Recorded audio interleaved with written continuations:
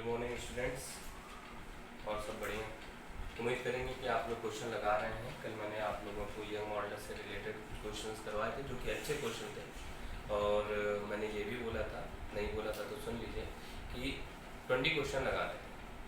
ठीक है, तो कुछ लोगों ने क्वेश्चंस लगाए होंगे और जिन्होंने नहीं लगा तो उस क्वेश्चन को लगा लीजिए। ठीक है, क्योंकि मैंने बार बार बोला यंग मॉडल से रिलेटेड ही आपको सबसे ज़्यादा क्वेश्चन सॉल्व करने को मिलेंगे, और जो नीट में है वो भी आपको यंग मॉडल से रिलेटेड ही क्वेश्चन सॉल्व करने को मिलेंगे। दूसरी सबसे बड़ी बात, नीट की एग्ज़ाम डेट आ गई है। ठीक है, 2020 में नीट का एग्ज़ाम 26 ऑफ जुलाई को होगा। ठीक है, और अगर हम जेई की बात करें तो 18 से 22 में जुलाई तक आपके पेपर होने हैं जेई में। ओके, तो उनके लिए भी अच्छा है, चैप्टर देख सकते हैं। और जो 21 में देने वाले 21 में, ठीक है, 20 और 21 में जो पेपर देने वाले हैं 2021 में, उनको रेडी रहना है। ठीक है, उनको और अच्छे से तैयारी करनी है, क्योंकि अभी थोड़ा सा एनर्जी लाओ बेटा। ठीक है, एनर्जी लाओगे, मन लगेगा, क्वेश्चन करोगे, अच्छा लगेगा। इससे इजी चैप्टर कोई नहीं है पार्ट 1 में। मतलब 40% की बात करें तो 40% में सबसे इजी चैप्टर है। और इसका क्वेश्चन एक आता है नीट में, जेई में उतना नहीं बोल सकता, पर नीट में इसका क्वेश्चन आते हैं। सबसे सिंपल क्वेश्चन होता है, 4 नंबर पक्के हो जाएंगे आपके। ठीक है, चलिए बाकी आगे बढ़ते हैं। ठीक है, यंग मॉडल्स तक कंप्लीट हो चुका था। आज हम लोग देखेंगे बल्क मॉडल्स।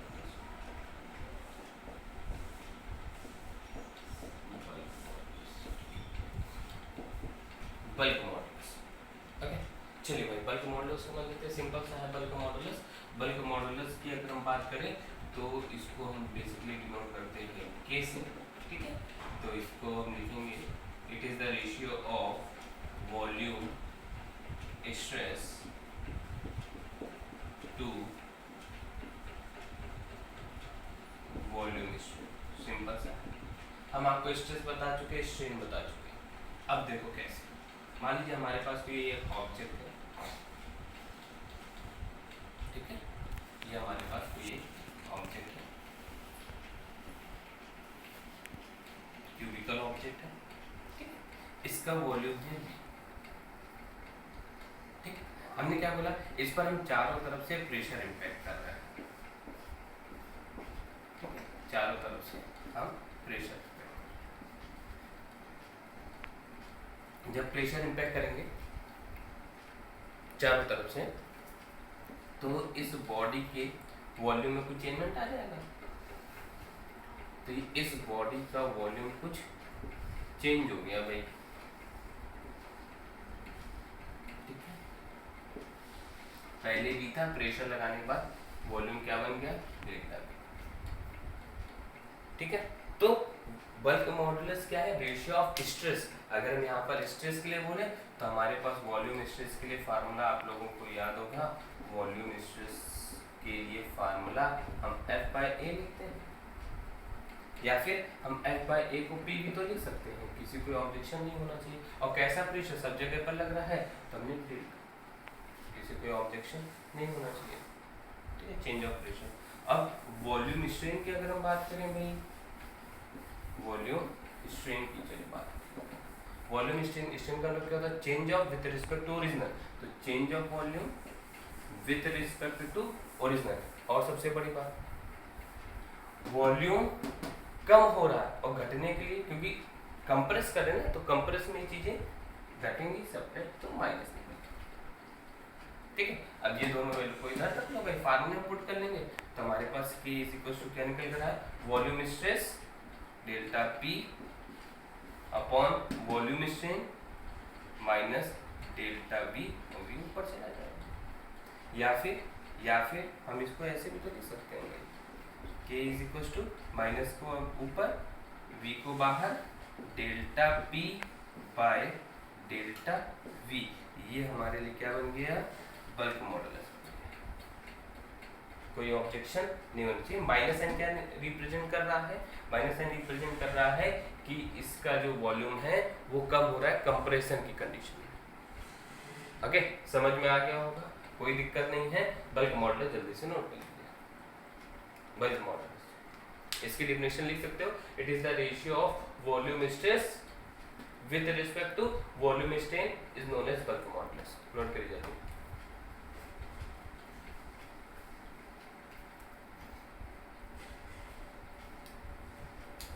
नोट हो गया होगा पक्का? चल बढ़ते हैं।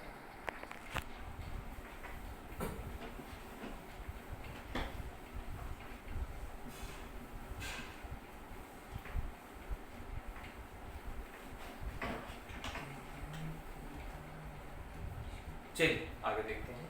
इसके बाद आता है कंप्रेसिबिलिटी।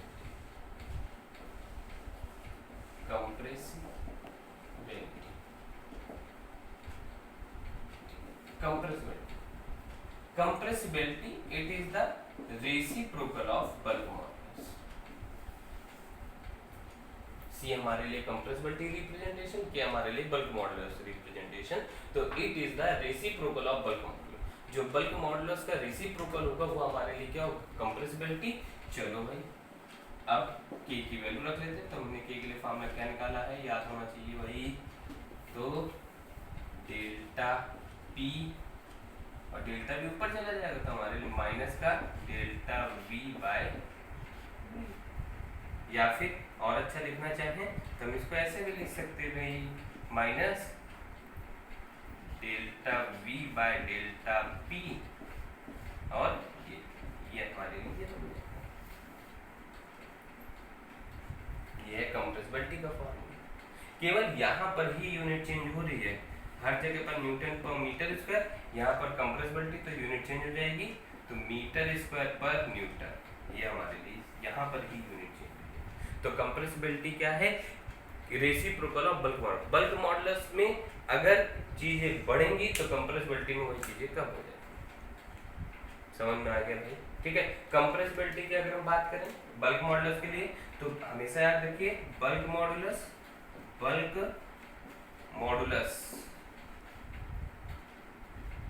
इंपॉर्टेंट पॉइंट है, is always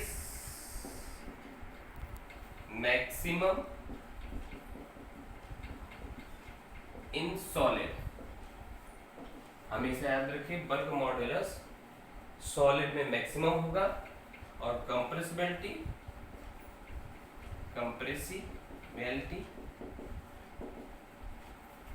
is always maximum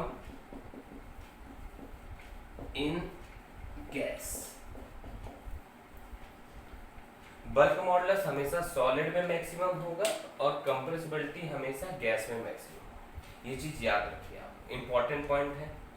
ठीक है। सीटी के लेवल से अगर कहूँ तो सीटी लेवल से इंपॉर्टेंट है, पूछा जा सकता है। जेई नीट लेवल से बोलूँ बिल्कुल इंपॉर्टेंट नहीं, फिर भी पता होना चाहिए होता क्या है। मान लो किसी ने पूछ लिया तो याद रखिए कंप्रेसिबिलिटी सबसे ज्यादा गैस में होती है और बल्क मॉडुलस सबसे ज्यादा सॉलिड, क्योंकि bulk modulus property of solid पढ़ने इसके लिए आप अब नोट करिए फटाक से इसको।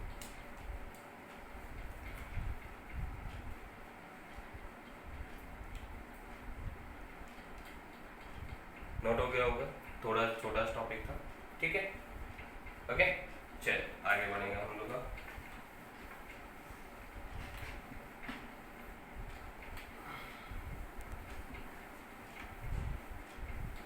चल आगे देखते हैं हम लोग।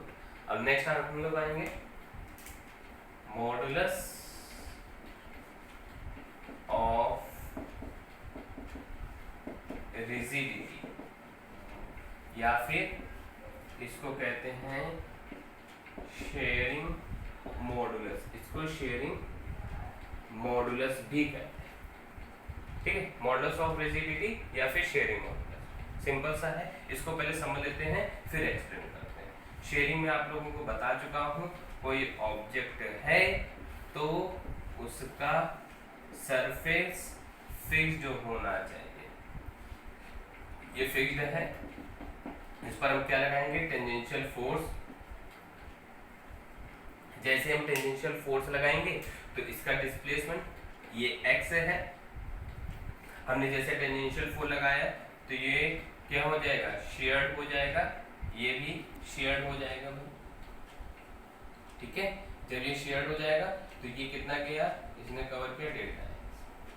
फिक्स्ड होना, ये भी आगे बढ़ जाएगा। याद रखिएगा फिक्स्ड होना चाहिए, अगर फिक्स नहीं हो तो कंडीशन नहीं बनी। जब ये शेयर्ड होगा तो ये एंगल थीटा बन जाएगा, ये एंगल भी थीटा बन जाएगा। अब आप ध्यान से देखो एंगल क्या बन रहा, ठीक है, तो यहाँ पर अगर ध्यान से देखो तो tan थीटा बन रहा है, इसको अगर हम ऐसे लिखेंगे तो बेस परपेंडिकुलर, तो tan थीटा, तो सो हमारे लिए tan theta is equal to क्या बन जाएगा भाई, delta x by x, because angle is very small, because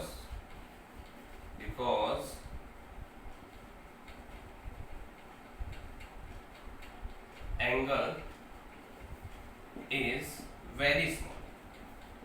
अगर एंगल बहुत छोटा हो जाएगा तो tan theta is approximately equal to हमारे लिए क्या बन जाएगा, थीटा बन जाएगा। ठीक है भाई, तो हम थीटा, तब हम क्या लिखेंगे इसको, theta is equal to delta x by x sheared होगा। समझ में आ गया भाई, कोई दिक्कत? तो यहाँ पर हमारे लिए शेयरिंग मॉडुलस ऑफ रिजिडिटी को हम लोग ईटा से डिनोट करते हैं, तो हमारे लिए क्या बन जाएगा, shearing stress with respect to sharing strain, तो eta is equal to shearing stress हमें पता है फोर्स अपॉन एरिया, और शेयरिंग स्ट्रेन क्या बनेगा, change with respect to original, वही तो बनता है। चाहो तो आप थीटा लिख लो,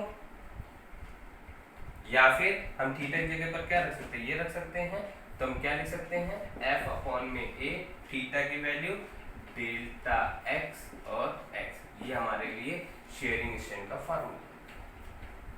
तो sharing modulus of rigidity, sharing modulus of rigidity या फिर शेयरिंग मॉडुलस का फार्मूला बन गया। ठीक है, अब मॉडुलस ऑफ रिजिडिटी क्या, हमारे पास कोई एक ऑब्जेक्ट है, मतलब शेयर्ड करना है उसको, तो शेयर्ड करने के लिए वन सरफेस फिक्स होना चाहिए। अगर सरफेस फिक्स्ड नहीं होगा तो ऑब्जेक्ट कभी भी शेयर नहीं कर पाए, तो सरफेस फिक्स होना चाहिए। तो ये सरफेस फिक्स है, हमने उस पर टेंजेंशियल फोर्स लगाया, जैसे हम टेंजेंशियल फोर्स लगाएंगे तो ये ऑब्जेक्ट तुरंत अपनी पोजीशन को शेयर करेगा वन साइड फिक्स होने पर। अगर ये फिक्स नहीं होगा, अगर आपने तब फोर्स लगा दिया तो ये ऑब्जेक्ट क्या कर जाएगा, डिस्प्लेस कर जाएगा, और ऑब्जेक्ट अगर डिस्प्लेस करके तो हमारे लिए वहां पर इलास्टिसिटी नहीं बनेगा, कंडीशन अलग बनेगा। ठीक है, तो आपने जैसे इस पर फोर्स लगाया तो ये तुरंत शेयर कर जाएगा टेंजेंशियल पे, ऐसे से ऐसे हो जाएगा। ठीक है, ऐसे है और ये फिक्स्ड है, यहाँ से आपने फोर्स लगाया ऐसे हो गया, तो शेयर्ड हो गया। ठीक है, तो पहले x हमने लेट कर लिया और जब टेंजेंशियल को लगाया तो डेल्टा x हो गया, क्योंकि चेंज ऑफ कंडीशन बनाई, एंगल देखा, क्योंकि एंगल अगर आप ध्यान से देखो तो ट्राइंगल बन रहा है, तो ये बेस हो गया, ये परपेंडिकुलर हो गया, तो परपेंडिकुलर अपॉन बेस हमारे लिए क्या हो जाता है, ट्रिग्नोमेट्रिक फंक्शन tan, क्योंकि शेयरिंग ऐसा थोड़ी ना कि हमने किसी ऑब्जेक्ट पर फोर्स लगाया वो ऐसे से ऐसे हो गया, तो ऐसे तो कोई भी बिल्डिंग पर फोर्स लगा दो, बिल्डिंग ऐसे थी ऐसे हो जाएगी, नहीं। कोई भी ऑब्जेक्ट बहुत कम शेयर होता है, खासकर सॉलिड की हम बात करें तो सॉलिड, क्योंकि हम प्रॉपर्टी ऑफ सॉलिड पढ़ना है, तो ऐसा कोई नहीं मेटल है कि हम उस पर लगा दें और बहुत जल्दी शेयर हो जाए, बहुत ज़्यादा शेयर हो जाए, नहीं होता।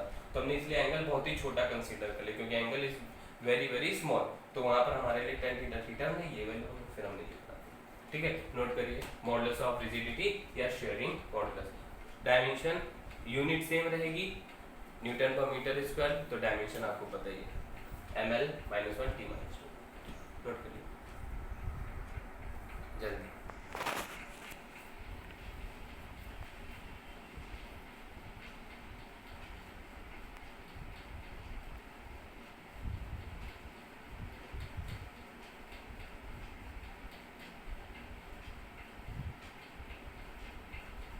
ओके, चलिए आगे बढ़ेंगे।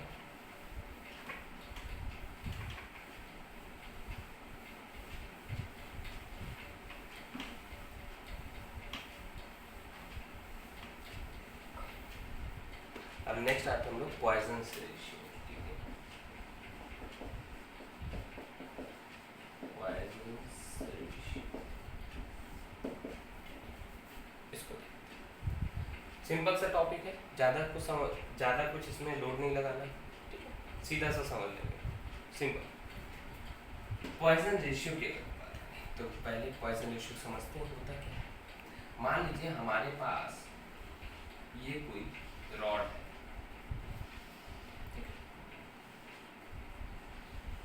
ओके, इसकी लेंथ है L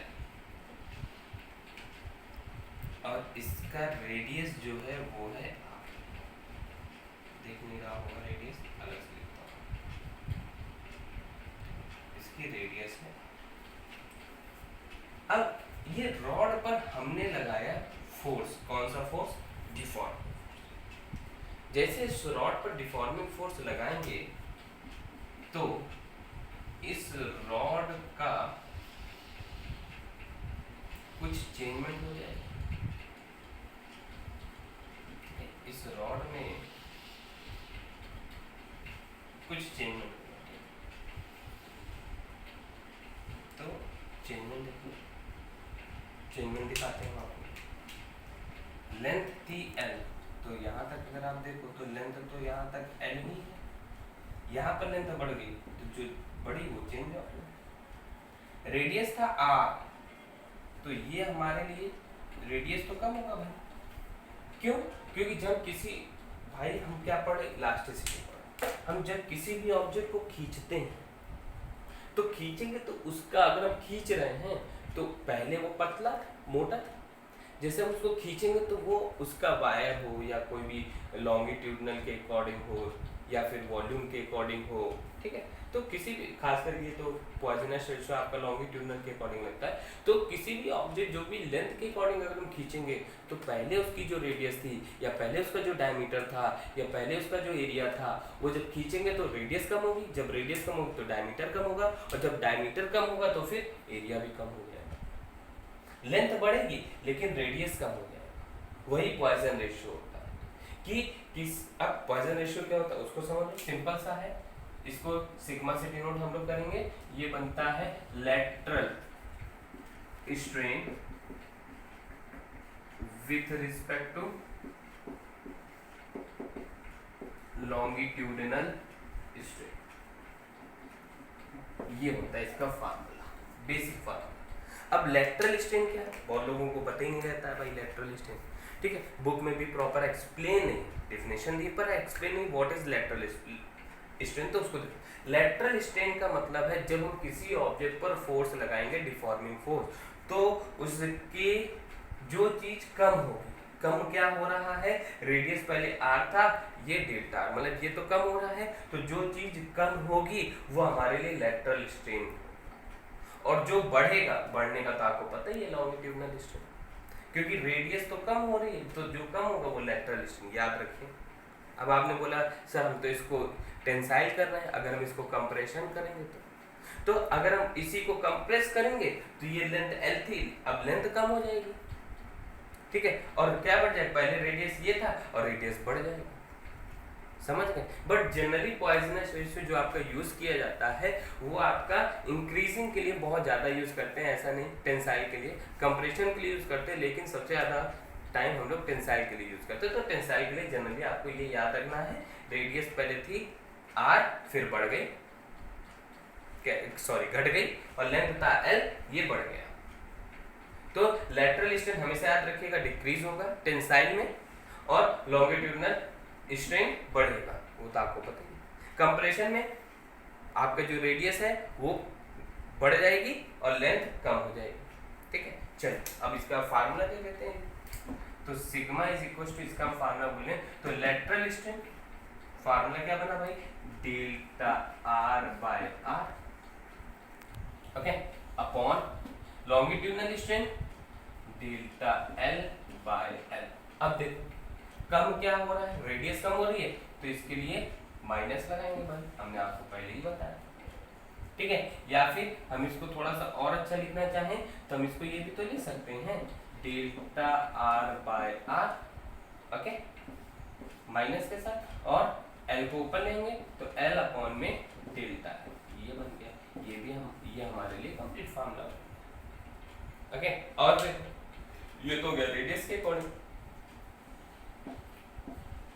डायमीटर के according minus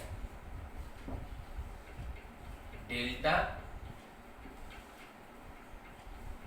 d by d upon delta L by L, ठीक है।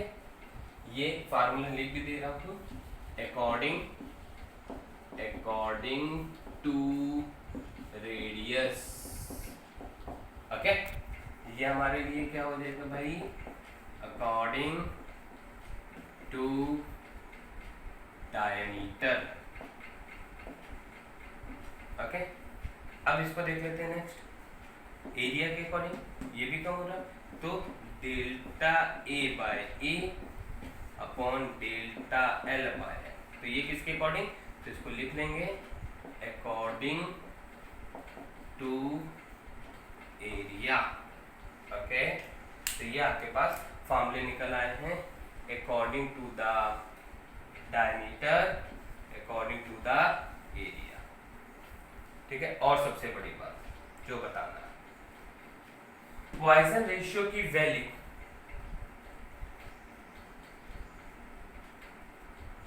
lie between, always consider Poisson ratio value lie between 0.2 to 0.5, ये इसके बीच में लाई करेगी according to the practically value. अगर हम प्रैक्टिकली या के वैल्यू के अकॉर्डिंग जाएंगे तो 0.2 से 0.5 के बीच में लाई करनी चाहिए, उससे ज़्यादा, अगर 0.5 से ज़्यादा हो जाएगा तो उस ऑब्जेक्ट में या उस, ठीक है, सब्सटेंस में या उस मेटल में इलास्टिक प्रॉपर्टी नहीं रहेगी। ठीक है, अगर इससे कम हो जाएगा तो वो ऑब्जेक्ट में इलास्टिक प्रॉपर्टी नहीं रहेगी। आप डिफॉर्मिंग फोर्स थोड़ा लगाओगे, वो क्या हो जाएगा, बहुत ज़्यादा खिंच जाएगा, उसमें डक्टाइल आ जाएगा। ठीक है, मतलब जैसे अगर हम बात करें, कोई मान लो हमने चिंगम ले लिया, एक सिंपल सा एग्जाम्पल, उसकी वैल्यू 0.2 से कम हो, क्योंकि आप उसको खींचोगे तो टूटेगा ही नहीं, और वो डिफॉर्म होता चला जाएगा, पतला हो जाएगा, पतला हो जाएगा, पतला हो जाएगा। समझे कि नहीं समझे? चिंगम नहीं खाया है तो आज खाकर देखो, करके देखो, पता चल जाएगा। कोई दिक्कत किसी को समझ में आ गया? तो फिर से देख लेते हैं पॉइसन रेशियो, एक बार बताता हूँ। पॉइसन रेशियो का मतलब क्या है, ratio of lateral strain with respect to longitudinal strain, उसको हम लोग क्या कहेंगे, पॉइसन रेशियो कहेंगे। अब समझना कैसे है, हमने एक रॉड ले ली जिसकी लेंथ L है, रेडियस R है, हमने उस पर डिफॉर्मिंग फोर्स लगाया। जैसे डिफॉर्मिंग फोर्स लगाया तो रेडियस तो कम हो जाएगी, लेंथ बढ़ जाएगी। तो अगर आपसे कहे व्हाट इज लेटरल स्ट्रेन, तो लेटरल स्ट्रेन हमेशा याद रखिए, मैं लिख भी दे रहा हूँ, ठीक है, स्पेशली लेटरल स्ट्रेन का फार्मूला, तो लेटरल स्ट्रेन, ठीक है, लेटरल स्ट्रेन का फार्मूला ये हो गया आपके पास, ये, और लॉन्गिट्यूडनल का भी लिख दे रहा हूँ, पता ही होगा वैसे भी आपको, ठीक है, longitudinal change of length with respect to force. Okay, तो लेटरल स्ट्रेन आपको समझ में आ गया, change of radius with respect to original, और लॉन्गिट्यूडनल स्ट्रेन ये। तो लेटरल स्ट्रेन हमेशा कम होगा, इलोंगेशन में हमेशा लेटरल स्ट्रेन कम होगा, इसलिए माइनस साइन लेके चले। ठीक है, अगर हम कंपैरिजन करें तो ये बढ़ जाएगा, तो प्लस साइन में कन्वर्ट हो जाएगा। तो ratio of lateral strain with respect to longitude according to the radius, ये फॉर्मूला बना, according to the diameter according to the, ये सबसे इंपॉर्टेंट पॉइंट है, याद रखिएगा। इससे वैल्यू कम नहीं होनी चाहिए, इससे ज़्यादा नहीं होनी चाहिए। ठीक है, नोट करिए जल्दी से।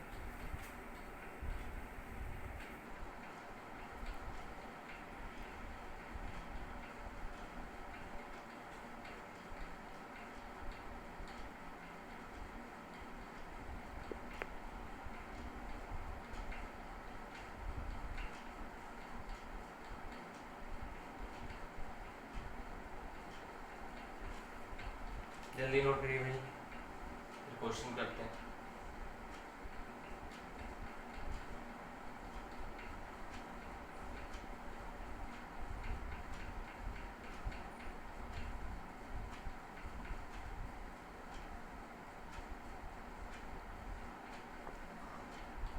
नोट हो गया, चलो बढ़ते।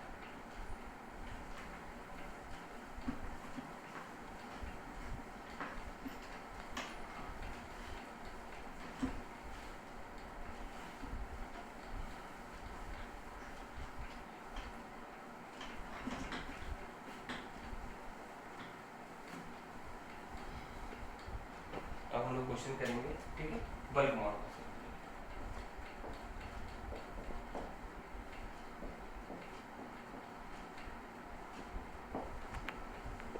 ठीक है, इसका फॉर्मूला याद कर लीजिए, क्या था भाई, बी को बाहर किया, delta P by delta we, और हम आपको बता चुके माइनस साइन कब लगाएंगे, माइनस साइन लगेगा कंप्रेशन के लिए, तो माइनस साइन हमेशा रिप्रेजेंट करे कंप्रेशन के लिए अकॉर्डिंग टू द फार्मूला।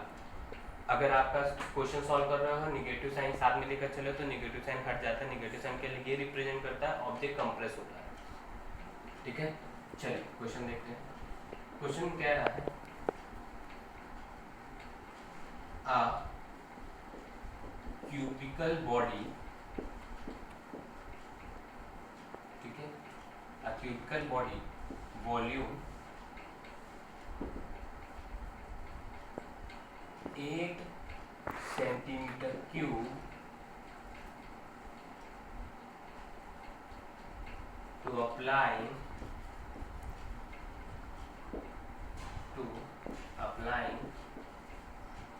10 की power 4 pascal pressure to the surrounding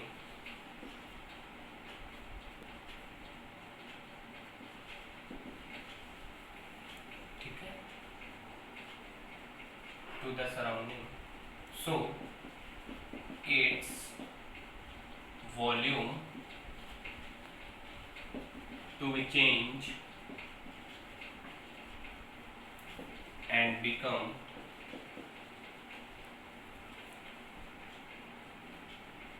2 centimeter cube,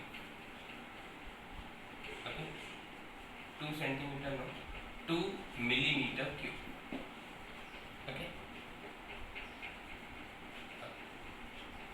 So find the value of bulk modulus.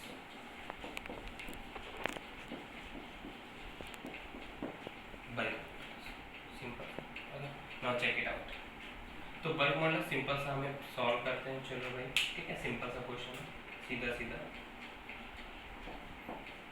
अब गिवन क्या क्या है, पहले तो v दे रखा है, v कितना दे रखा है 8 सेंटीमीटर क्यूब, फिर डेल्टा v कितना दे रखा है 2 मिलीमीटर क्यूब, फिर हमें प्रेशर कितना दे रखा है चेंज ऑफ 10 की पावर 4 पास्कल, पास्कल को अच्छा होगा न्यूटन पर मीटर स्क्वायर भी लिख लेते हैं।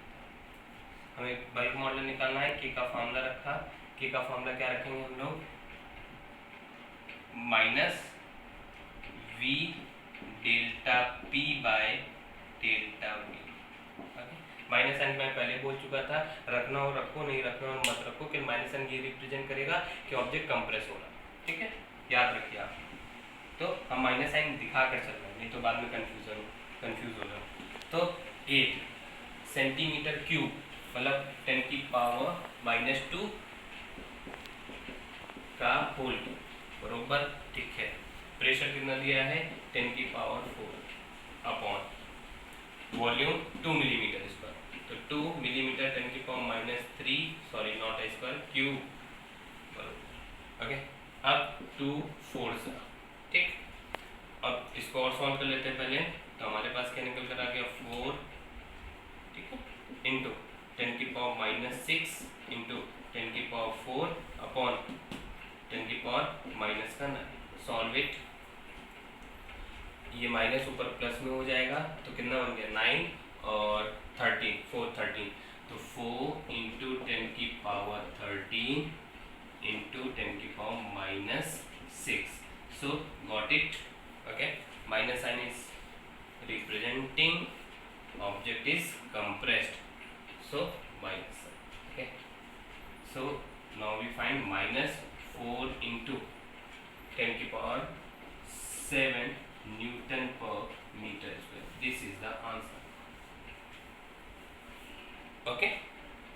माइनस साइन रिमूव कर सकते हैं हम, यहाँ लिख दे रहे हैं, ठीक है, यहाँ पर लिख दे रहा हूँ मैं, negative sign is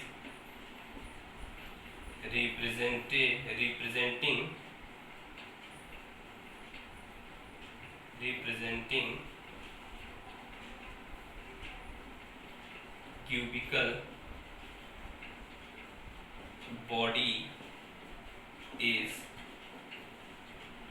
compressed, ठीक है। So K is equal to 4 into 10⁻⁷ newton per metre square. ये आपका कंप्लीट आंसर है। ये मतलब समझ में आ गया होगा। फिर से एक बार समझ लेते हैं फटाफट, ठीक है। क्वेश्चन में कह रहा है एक कोई क्यूबिकल बॉडी है जिसका वॉल्यूम है 8 सेंटीमीटर क्यूब, उस पर हमने 10⁴ पास्कल का प्रेशर अप्लाई किया चारों तरफ से सराउंडिंग, तो उसका वॉल्यूम अब क्या हो गया, कम हो गया, उसका वॉल्यूम हो गया 2 मिलीमीटर क्यूब, ठीक है। तो हमें अब फाइंड द बल्क मॉडुलस, तो बल्क मॉडुलस के लिए फार्मूला लिखते हैं, ठीक है। वॉल्यूम चेंज हुआ मतलब इतने से बहुत कम हो, ठीक है। एक और इसी टाइप का ही सेम क्वेश्चन आपको करके बताता हूँ, थोड़ा सा कंफ्यूजिंग रहेगा, उसको तो जल्दी नोट करिएगा।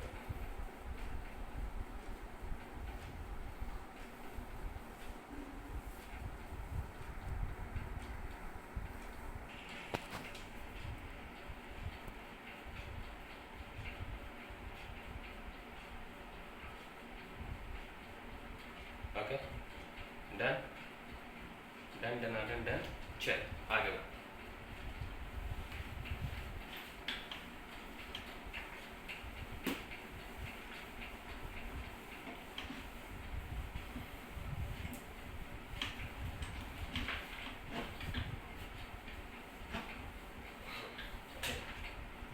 आगे बढ़ते हैं, नेक्स्ट इसी का ही नेक्स्ट क्वेश्चन क्या कह रहा है उसको देखते हैं, ठीक है।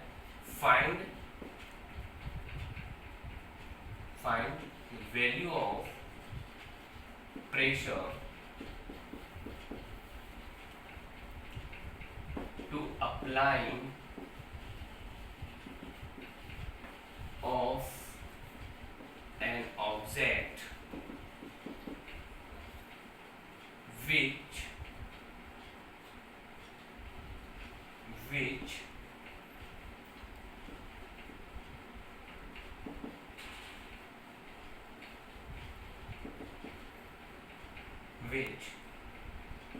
volume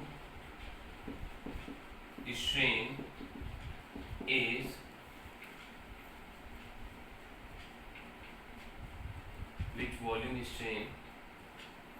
is 4 okay into 10⁻⁻²,